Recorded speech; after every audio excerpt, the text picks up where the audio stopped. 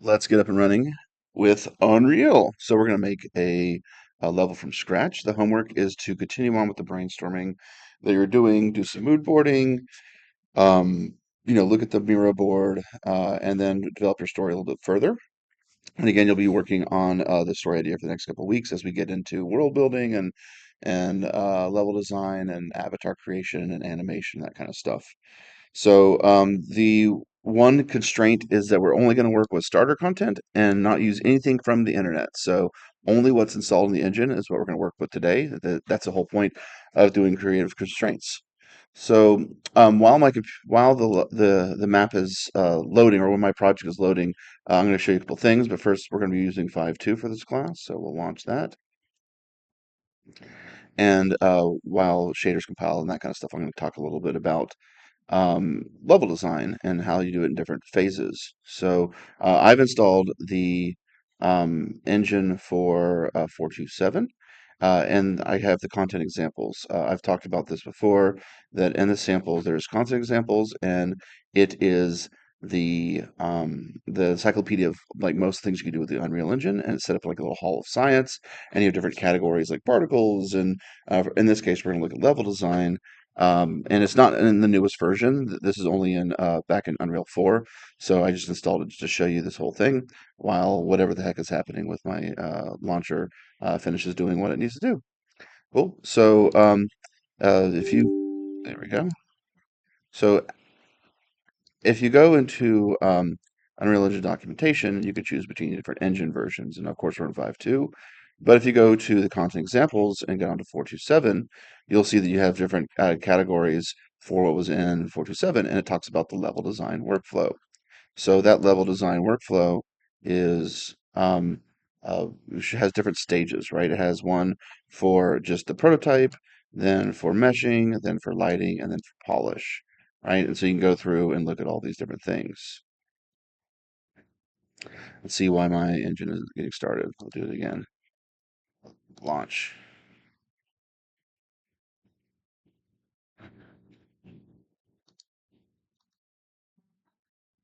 All right, so it's now loading. I'm just going to go ahead and get this started. We're going to go to games. Everyone's going to do this. We're going to go to games and blank. We don't want to have any templates. We're going to start with kind of an empty thing. Blueprint is fine, desktop, and then we want to have starter content. Ray tracing is up to you. If your computer can use it, it requires more performance. And then install it. If you have two drives, sometimes you want the Unreal projects on your storage drive because they can get large. I only have one drive on this laptop, so I'm going to go to the default Unreal Engine projects, and then I'm going to give this a meaningful name. Do not use my project because you'll forget what my project is. So I am going to call this fall 2023, and then in class. Cool. So we'll get that going, and we'll go back to 427 and take a look at this template. So, uh, oh my goodness, look at this from the past. It is for Unreal Engine 4. But we have these different stages of doing level design. So you have prototyping pass, meshing pass, the other passes. Oops, Unreal Engine 5 is trying to take over. And if you hit play,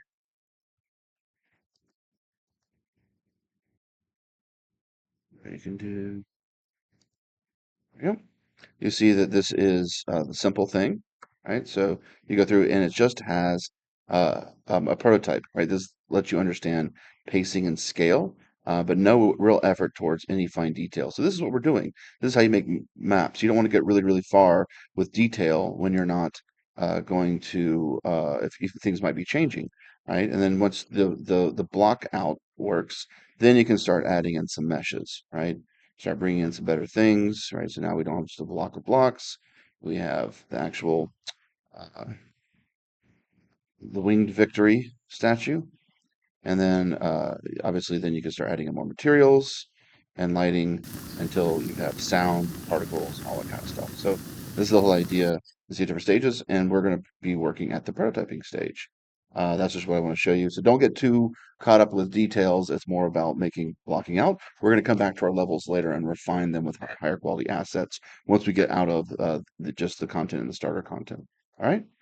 So This is for 427. Again, you can look at it for 43. And we have our engine. All right, so here's 5. I'm just opening up for the first time on this computer. So it just misses things. I like having the content drawer open. So this is where all the assets are. And you should have already done some tutorials to understand the layout for Unreal, so we're not going to worry about that. Cool.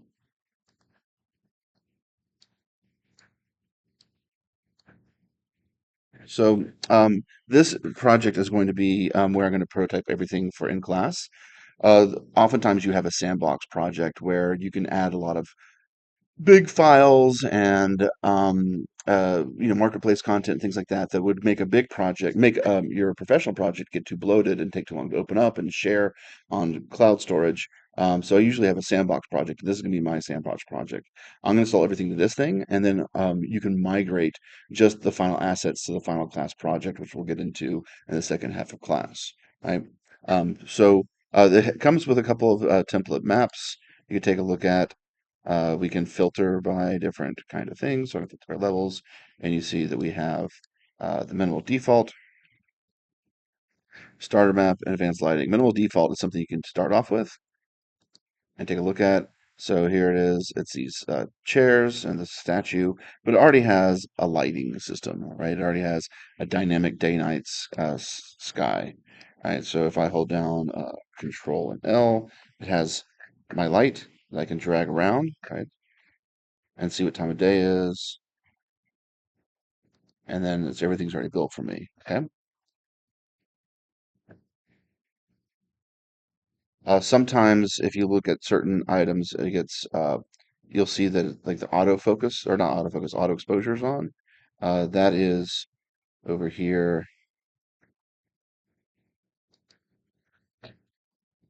in these game settings. So if you want to get rid of the auto exposure, there's many ways of doing it, but this is one way.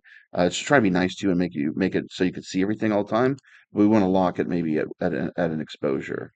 Right? So that way it's always going to be the bright and dark way we like to do it. This is better, especially when you start adding lighting, which we'll get to soon. But you want to make sure that it's not auto exposing for you. Cool. And then from here, we can just start building. You can make a copy of this, right? You can say duplicate, and then we can rename it something else. So duplicate and say first map, right? And then we can work off of this, and we can always come back and have that. And we have our sky is already built in. Or if you are not afraid, we'll just say new level from scratch and we'll make it empty. And let's do it and own everything we do in here. Cool. Do I want to save? No, I don't really want to save anything. Great. And I'm going to go ahead and everything is still saved from before. And as of Unreal, like the last couple of versions, there's a new window called Environmental Light Mixer. And this gets you up and running with everything you can do in your scene. Right? So we're going to say create a skylight and then create an atmosphere, the atmospheric light, which is going to be the sun, right? And then some clouds, and then our fog, right? So we're pretty much back to where we were with the minimal default, right? Some things, and now everything is all next to each other, which is super nice to be able to adjust all your environmental lights in one place, right? So with the skylight, sometimes, let's see, this is minimal. We're going to say normal advanced, and we have all the settings. I just want to make sure that we're doing real-time capture because we're going to be doing dynamic stuff. So that's good. And I think everything's great. I just want to make that real time. And so your directional light is your sun.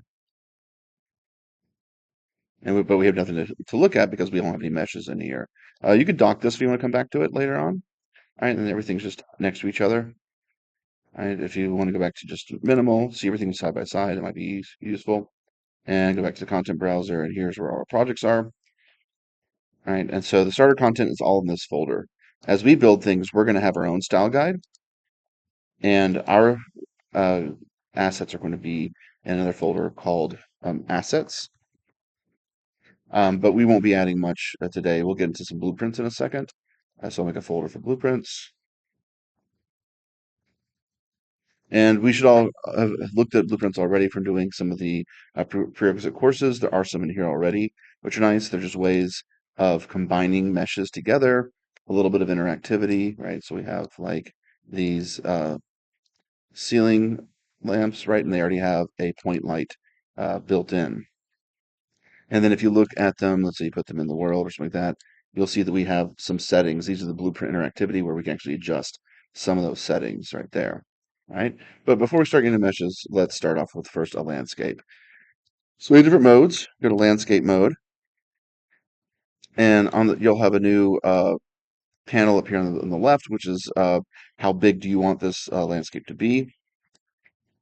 You can import from a file. You can get a grayscale file from like satellite images, and if you want to recreate an actual environment, but we're going to do it from scratch.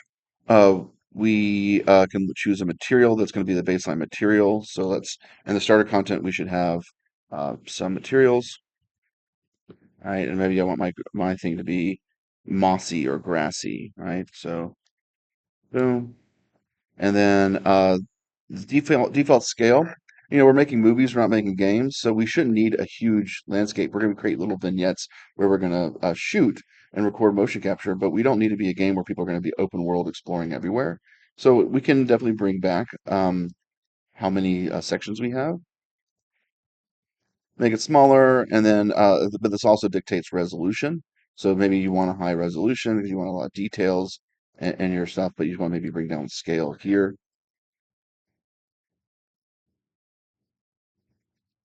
So lots of different ways of thinking about it. And then once you're done with it, just say create. And then by default, it has a little brush here. There's like Photoshop where you have an inner circle and outer circle, and you have a fall off. And this is sculpt mode. Um, because we want to kind of hide the horizon line. I like to do what's called a berm. This is what you do in theme parks where you don't want people to see like the city around the theme park. So you create a little mountain so that you can't see the edge.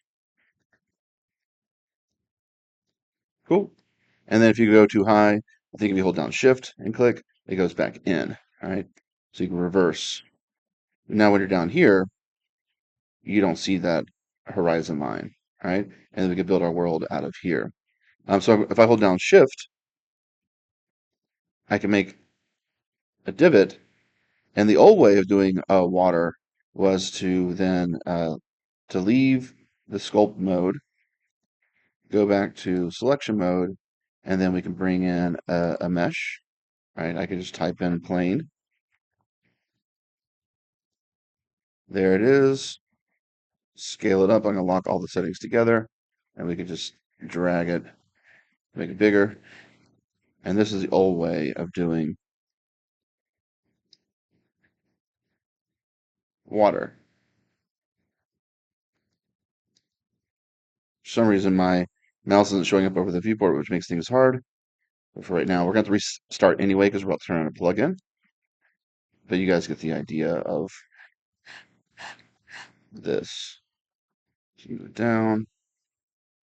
And with that in there, we can go to these materials. We see that we might have some water, like a little lake, and boom. This is the old way. It doesn't look too compelling, right? No, not at all. Um, so if we go to edit and plugins, we can bring in the whole water system that's now been part of Unreal for a little while, right? So water, if you want to enable plugin, yes. And then extras, I don't think we need extras, but why not? Unreal's just trying to not give you, is trying to reduce the amount of content that's going into your project by turning off a lot of plugins to begin with. We're going to restart now, save, call this map Week02, and we'll put it in our own assets folder to keep it separate, right? So maps or levels, doesn't matter as long as everyone uses the same term. Save. Now it's going to restart.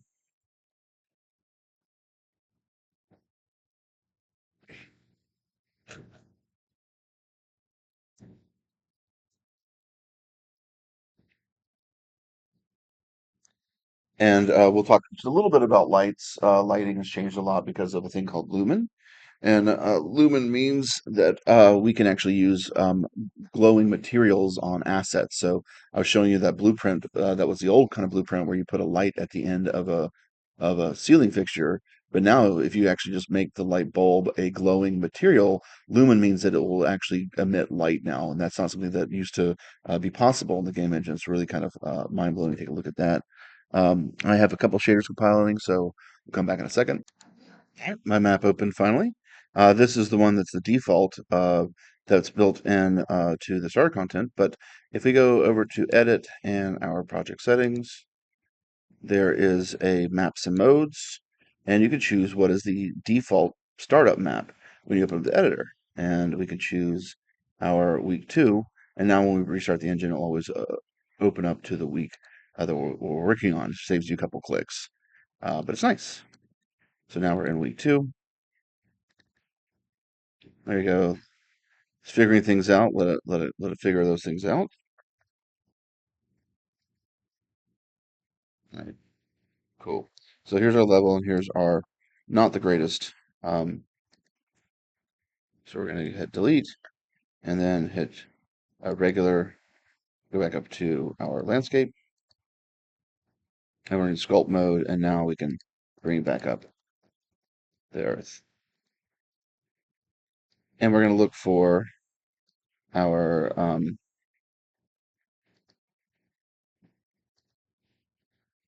assets, and we're going to say lake, water body lake. There's a bunch of different water bodies. This will definitely take a few seconds to compile. All the stuff you see, all the shaders. All right, and this is a pretty big lake. It's based around the spline here. So as the shaders compile, you can select the splines and move these things around. And there it is. So now much, much better water. All right, so you have waves, and you go under the water, and then you can get some murky, right? So this is all the things you want. Way better way of doing things now. Cool. Another little secret for, I'm just setting up this computer for the first time, so there's certain things that aren't working. One thing was that I wasn't able to see my mouse, and therefore it was very hard for me to select things and move things around, right? So that wasn't going to work for these demos, so I took a quick second to see what the issue was, but apparently it's a Windows 11 setting that if you're using the default mouse pointer type, it sometimes disappears. So I can't see it, right? So mouse is down here and then bring it over here. I can't see it. So I go over to my settings and I just change what the cursor looks like. Not an issue anymore. So that might be useful for everyone. Cool. So now we're back to here. We have our water, right? Select the water from over here. Now we can get there. There's spline. Bring it in. Cool. Okay, so we have landscape. Obviously, our landscape is looking a little barren. So let's add in some foliage. And what's very cool, another kind of Photoshop thing is we have like a spray paint tool, and it's for foliage. So we say foliage, and then we can just paint it on, and we can add any kind of mesh to the foliage. So we go to our starter content and look at maybe some of our, I think they're in props. Right? It doesn't have to just be bushes. Right? But we can paint bushes, right? So now we have a fall off, right? We say how big the brush size is and how dense the items are. So I click here. That's the density by default, right? Maybe that's a little dense or not dense enough. So we can drag, make it less dense, right? And then paint it on. Or make it huge and do bigger section, right? Uh, how it aligns to the normal, right? You see how when it's crooked, when it's on a slant, it is crooked. These are all the settings that you'll get from if you look at your mesh. You have settings if you want it to align to the normal, right? If you turn that off and I paint, they'll be straight up. Um, Maybe we want to get rid of some of them and then paint again. All right, so now they should be straight up. All right, so there's a bunch of settings. Of course, everything in Unreal, there's tons of settings. So sometimes debug, you just need to go through everything and see our settings. Right now, we're just painting one foliage, and it doesn't have to be foliage, right? We could be painting these frames or statues, right? And then it does a little mix of things. Get rid of some of the density, and then there we go. So now we have statues, and the statues are upside down. That's interesting. Already, it's just because they're transparent. Ah, yeah, there they're showing up. And these have no collisions. You can't hit them. They're instanced, right? They're instance meshes. You paint all sorts of stuff. But you might see there's a very limited palette of things here. We have a couple more assets than just those props. You can filter by static mesh and see all the things we can paint with, right? So, for instance, if we do want to build a house in our world, right here, you go to painting mode,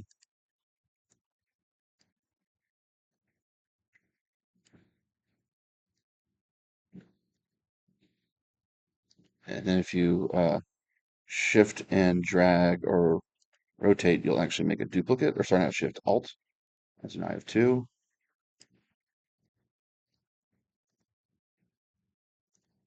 Right? But maybe we want to have some trees, right? And this is not an asset that we have, so we can build our own tree. Let's sleep that guy.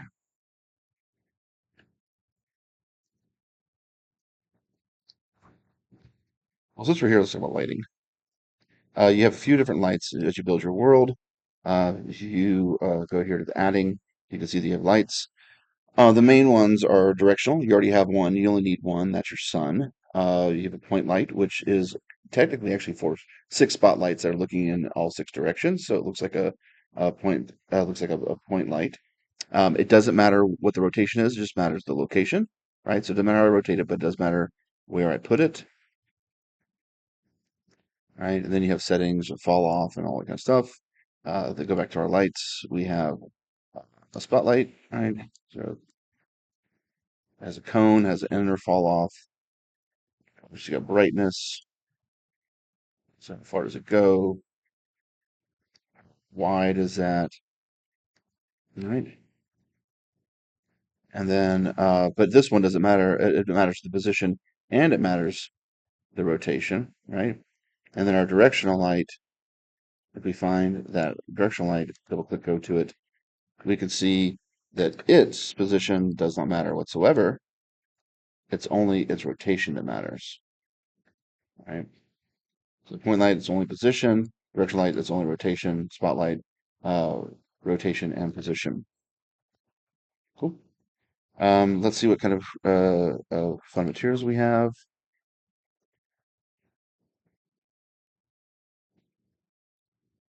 Let's see. Okay, so we have like, for instance, this little tech pulse thing.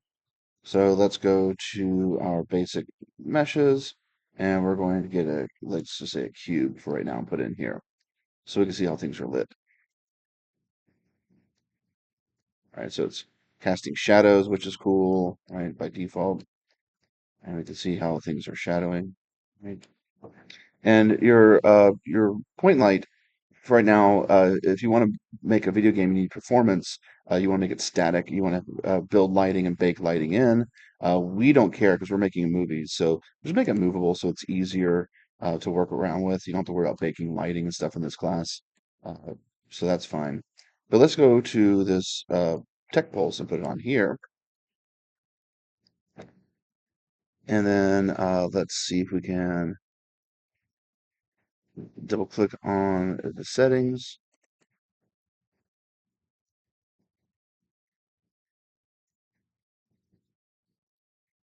And you see that we have a couple of settings here.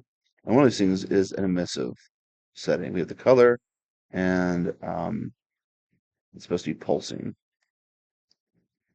right? Let's do something even more simple. Let's make our own. Make a folder for materials. So we'll say folder materials, and let's just call one glow. Material underscore glow, right? So that's our style guide is to say M glow.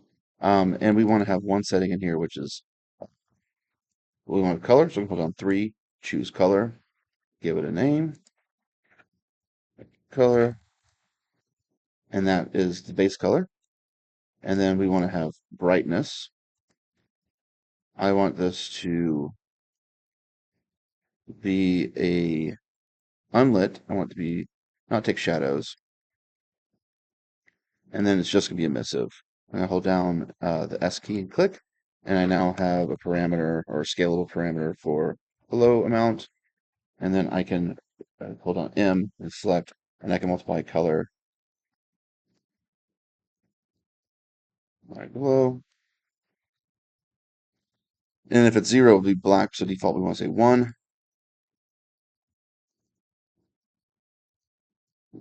and give it something to begin with. All right, let's save. Um, and we can put it on there. But I'm going to actually take this and create what's called an instance. And now the interface just shows me those parameters that I made. All right, so we have glow and color. And we'll get way more into instance materials later on. But for right now, I just want to show you lumen.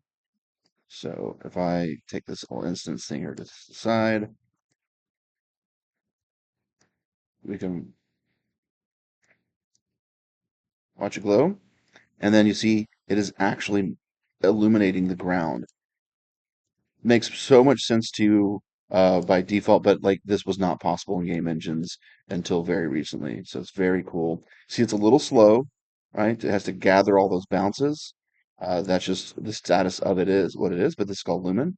And this is super cool that now you don't have to, put a like a chandelier, you don't have to actually put the light bulb on it or put a light on it. You can just actually put a light bulb mesh and then you put a material on it and that can glow. Cool. And that's the old stuff is what we're seeing right here, like wall sconces. Right, so that's a blueprint that is both a mesh, a sconce, and then a point light. You can actually just use a mesh for the light now. Cool. If I like sconces, rotate that 90 degrees. If I hit the G button, these little icons go away. That's G for game, right? So you can see what we're doing and then see more what it looks like when it renders real time.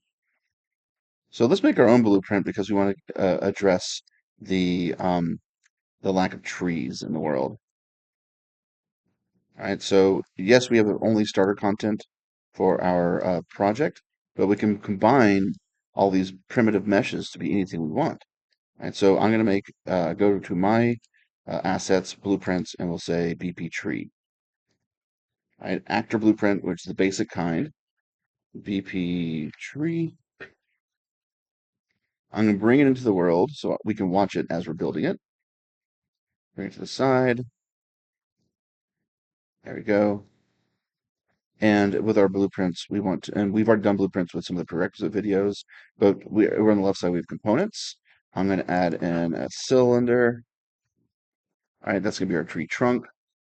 And see as I move it around, it's reflected in the real world.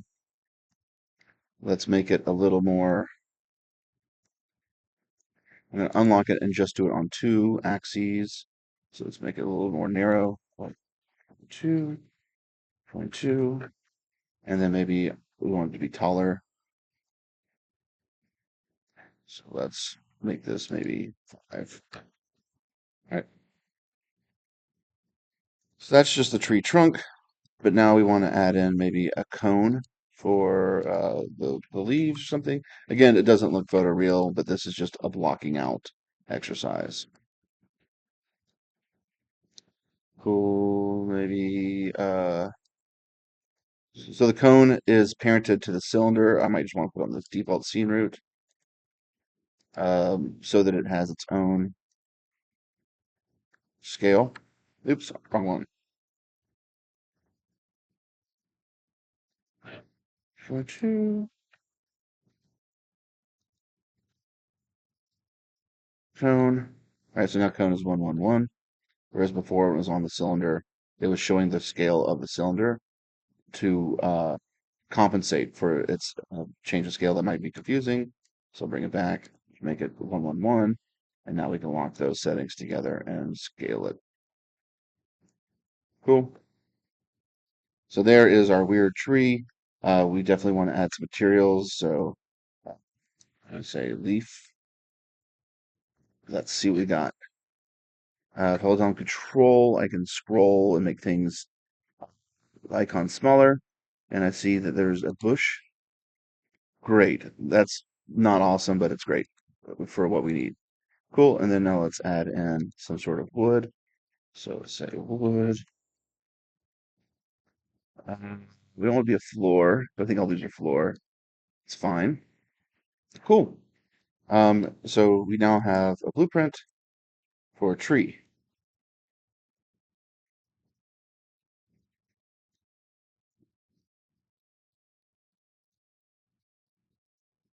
I want maybe the pivot point to be a little higher or at the bottom of the tree. So that's just about how I have it oriented in the viewport. So if I take the two items and just move it up so they're on the ground, and then I say pile, and look, my trees have then edited themselves inside the world. So that's cool that we can make a change and it reflects to all of them. Cool. But what if I want to paint it like the other foliage? So go to our foliage tool, and down here I can say I want to do a actor foliage. Let's say there's assets, blueprints, and we can call this actor foliage tree. And then when I open it up, it gives me the option to load the BP tree. Point. Great. And then I have all my settings here I could do for foliage, right? I could say I want it to have different settings, and then I can change those here if I want. All right, random slope angle, all that kind of stuff. Align to normal, right? We saw all that. Um, do they cast shadows, all that kind of stuff.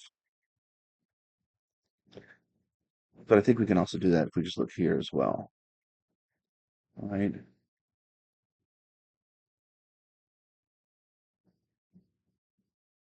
cool. So let's start painting trees.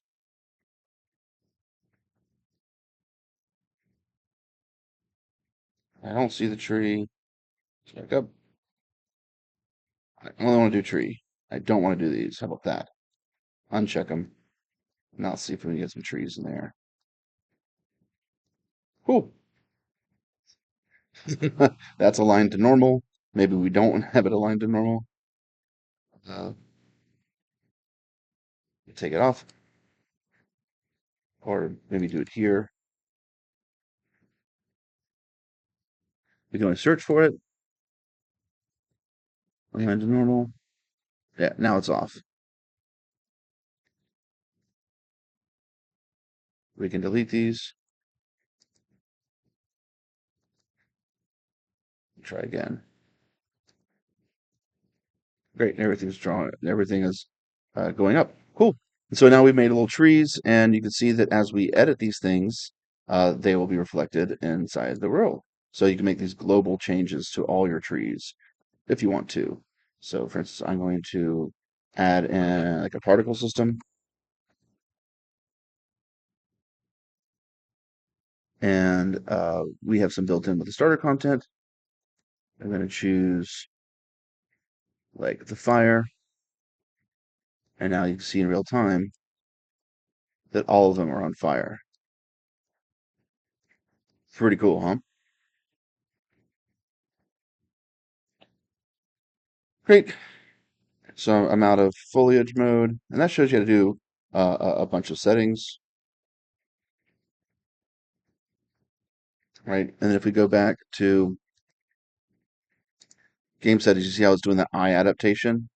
That's a good example of what we don't want to have happen. So we're going to make sure that we're not in game settings, and it's just always default so we can light. Great. Um, So we've already talked about time of day, which was the Control L thing. Right? We could say how the sun is in the sky, right? That's our directional light. You can even see there's the sun itself, right? It's behind the clouds. Pretty cool. Um, but we also have in all these things, we had the environmental height fog, right? So you can actually add a little bit more fog density so that again, you're hiding kind of like the edge of your world from down here. If we, it says by default, the most we can do is 0.05, but I know for a fact we can actually override that and do like 1. You see, and now we have like these fog settings. Cool. You see how you have the sun peeking out from the fog. Kind of cool. Man, it's a little much. 0.5. All right. So yeah, that's cool. Fog settings. And then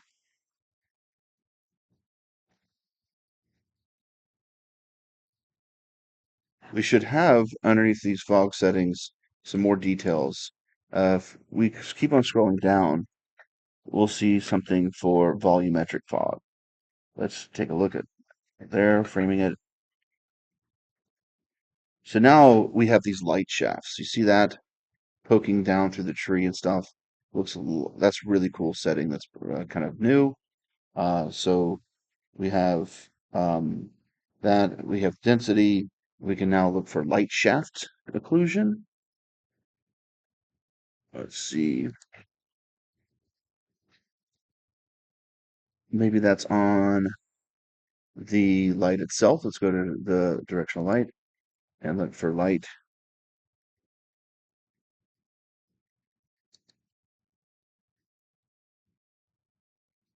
shaft occlusion. Even more intense. You see that? God rays. Pretty cool. And then I think there's also a bloom setting, even more so. All right, we can change the scale. Things be crazy. So now it's like a really crazy, bright, sunny morning kind of thing. Cool. Poking out over the clouds. Super cool in the water. That looks really cool too. Great. So now we know how to do a lake. I'm doing a lake because lakes are easier to render. This is a little bit too much fog for me still. Let's because it's less bodies of water. There's point 2, looks a little nicer. But you can also have a lot of different kinds of water, right? So you could do an ocean. Ocean is the exact opposite. Instead of being centered, it's takes over the entire environment. It does take a long time for shaders to compile, which is why I was avoiding it. But for instance, I could do a river, right? And so now this river, also a spline, can feed into the lake. I think it's a little bit low. There we go. So you can play around with different bodies of water. This one's also a spline, right? So river.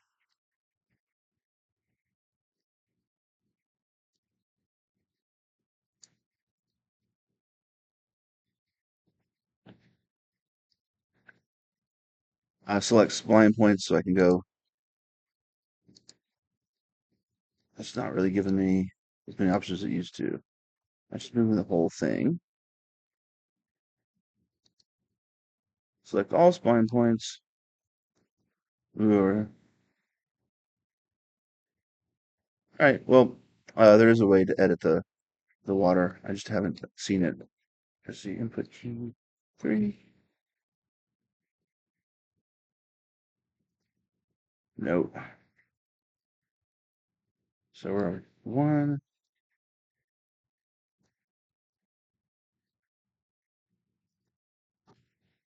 All right. So I guess we could just edit things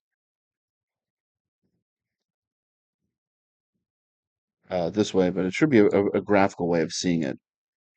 I'm just gonna see it right now. Cool. Well, not meaning to end on a bad note, but there you go. That's everything I wanted to show you. You have your landscape. We have our foliage. We have a little house we made. We have blueprints that we can do. So yeah, everything is um, Good to go. If you really want to get into some more details, like for instance, you want your landscape to have multiple materials, it is possible. Like you want to have like sand here next to the water, and then rocks at the top of the hill. It is possible. It does take a little while to make your own material for this. You should go into the World of Level Design, which is on our syllabus, and that goes into details um, for how to do a landscape material, if that's interesting for you, because you make it from scratch using the items that are already in your default setting. So that's everything I wanted to show. Cool. Have fun with the homework.